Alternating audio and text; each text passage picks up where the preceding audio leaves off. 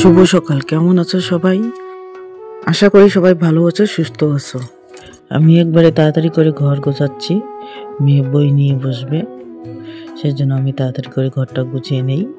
তোমাদের সাথে কিছু কিছু শেয়ার করলাম আর কিছু কিছু শেয়ার করতে পারলাম। ওইদিকে একটা বিছানা আছে, ওই বিছানাতে পড়বে না। ওই বিছানাতে বই নিয়ে গেছে, ওই বিছানাতে দেখতে পেয়েছে একটা পাখির পালক আছে বিছানার মধ্যে, সেই জন্য ওই বিছানাতে পড়বে না, এই বিছানাতে পড়বে। সেজন্য তাড়াতাড়ি করে ঘরটা গুছিয়ে নিচ্ছি।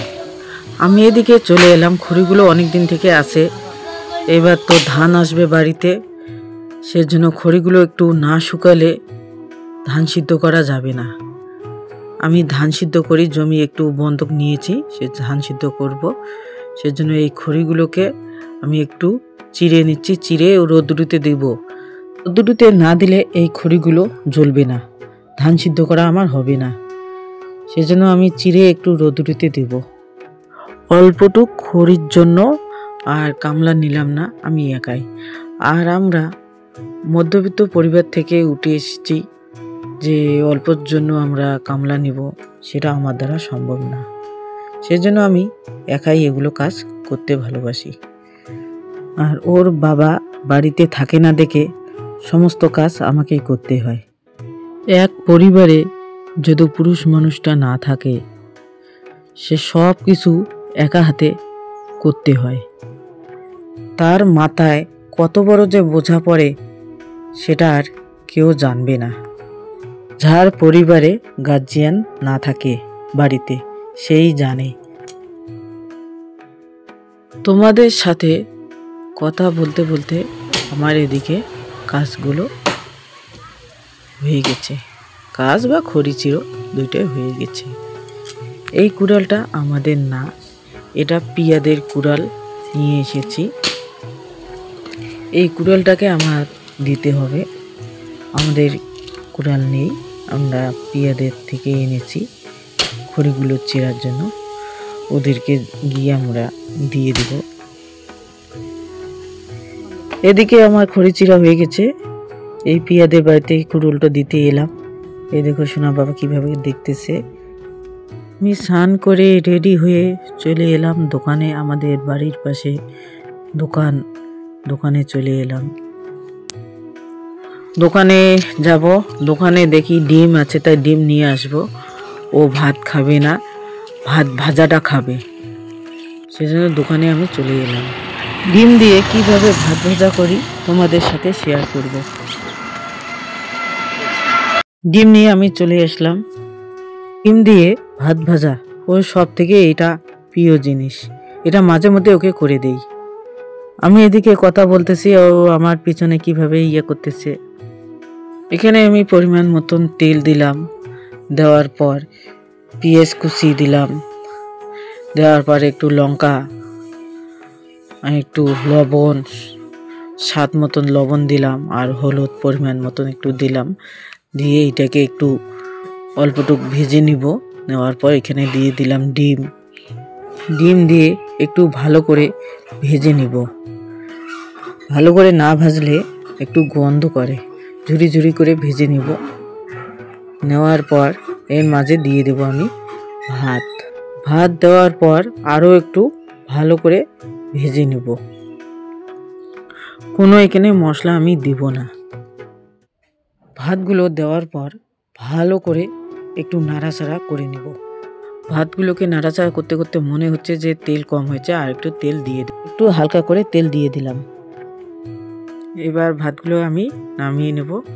কালারগুলো কত সুন্দর হয়েছে। আমার মেয়ে এখানে নামাচ্ছে, সে আমি ধরেছি। এই ভাত ভাজাটা আমার মা বানিয়েছে, আমি খাই, খুব সুন্দর লাগে। আমি এখন খাবো। দেখা কই ভাত ভাজাটা।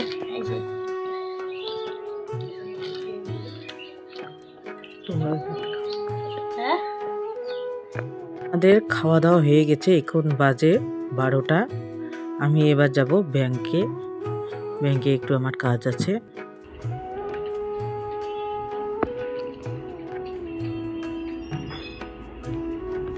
আমি এবার ব্যাংক থেকে এসে পড়লাম।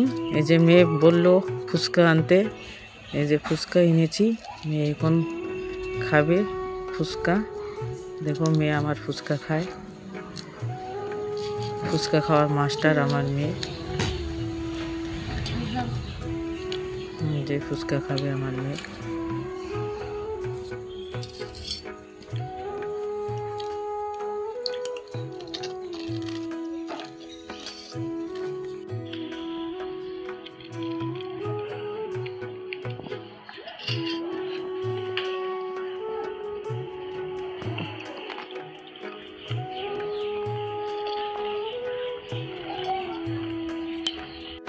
এদিকে মাহি সোনা এসেছে, এই যে কথা বলছে আমাদের মাহি সোনা। ওর শরীরটা ভালো না, আমাদের ঘরে এসেছে। আমার মেয়ের সাথেও অনেক খেলা করে দুজনেই।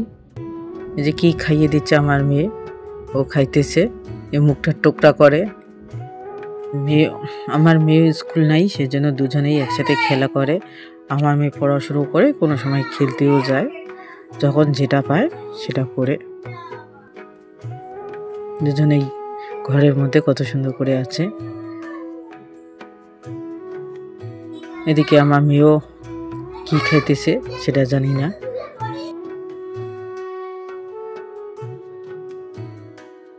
এদিকে আমি চলে আসলাম, মেয়ে বলছে যে আশার দিদিমণি এসেছে।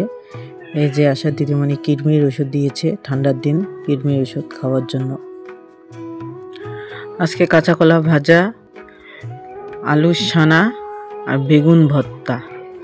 বেগুন ভর্তা সব থেকে প্রিয় জিনিস, এগুলো দিয়ে গরম গরম ভাতের সাথে খুব ভালো লাগে খাইতে। সেই জন্য আজকে আর তরকারি মন চায় না তরকারি খাওয়ার, প্রতিদিন না তরকারি খাই, তাই আজকে এই ধরনের করলাম বেগুন ভর্তা। এই গরম ভাতের সাথে খুব ভালো লাগে। যে আমার মেয়ে, আমি খাওয়ার বসেছি।